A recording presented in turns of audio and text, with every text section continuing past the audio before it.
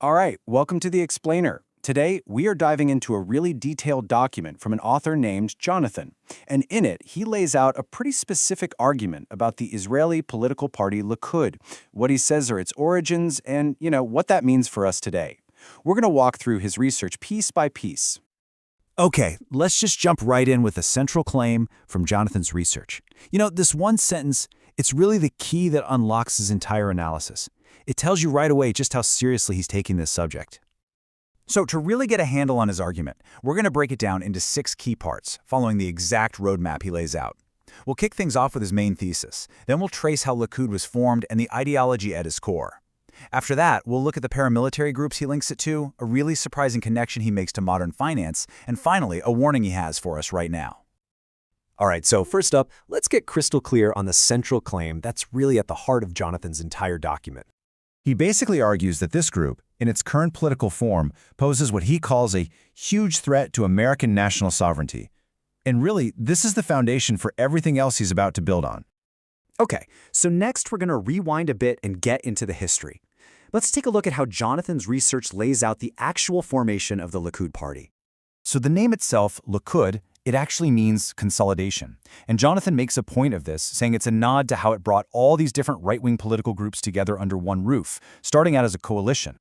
And this is where it gets really interesting. When you look at who was in that coalition, Jonathan's research really hones in on the Herut party. He states that Herut grew directly out of this paramilitary group called Irgun, and that it was by far the senior partner in this whole political alliance. So he points to 2 really important dates in how this all evolved. First, you've got 1973 when it's founded as a coalition. But then fast forward 15 years to 1988. That's when it officially transforms from just a collection of parties into one single unified political party.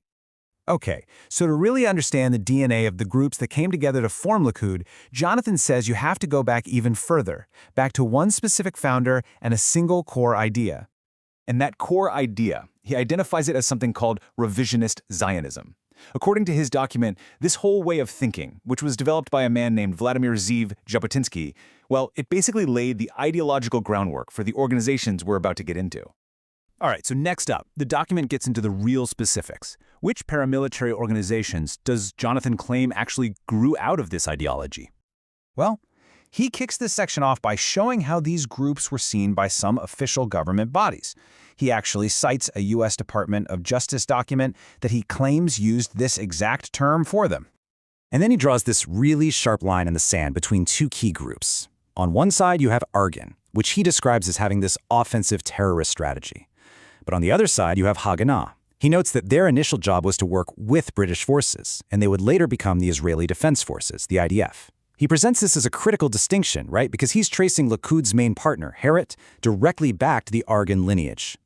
And to back up his claims about Ergun, Jonathan's document points to 2 specific historical events as examples of their actions: the bombing of the British administration headquarters and the Deir Yassin massacre, which he's careful to note was a joint operation with another group. And speaking of other groups, to give you a sense of Lehi's reputation, Jonathan pulls this pretty powerful description from sources he identifies as British and the UN. What's more, he adds that according to his research, the group had no problem referring to themselves as terrorists. Okay, now the whole argument pivots and takes a really interesting turn toward our time. Jonathan's research zeroes in on one single year to connect all this political history to the world of global finance, and it's a pretty wild connection. That year is 1988, and in his narrative, it's presented as this absolutely pivotal moment, a year where all these different threads he's been following suddenly come together. So get this. In his research, Jonathan connects the dots between 3 huge events all happening in 1988. You've got Likud officially becoming a single party, the investment giant BlackRock is founded, and then its super powerful financial platform Aladdin is created. He argues this isn't just a coincidence, it's a critical chapter in the story he's laying out. And this is really the core of his claim about this technology. In his document, he's not just saying Aladdin is a financial tool. No, he's claiming it was designed to be this ultimate weapon for mass-scale socioeconomic and geopolitical market manipulation. And that brings us to the final piece of the puzzle. Jonathan brings his entire argument right into the present day by identifying what he claims is the modern version of this ideology operating right now here in America. He puts a name to it, Beitar US, and he names its leader. He describes it as the U.S. branch of that original movement started by Jabotinsky, and claims it's not just an idea, but a physical organization operating on U.S. soil. So, to back up his claim about what this group stands for today, Jonathan includes this specific tweet from the organization's account. He holds this up as evidence of their current mindset. In this case, a comment about a reported order to bomb a hospital. So, there you have it. We've just walked through the core claims laid out in Jonathan's research. It's a narrative that weaves a line from paramilitary actions in the early 20th century all the way to 21st century global finance and domestic politics.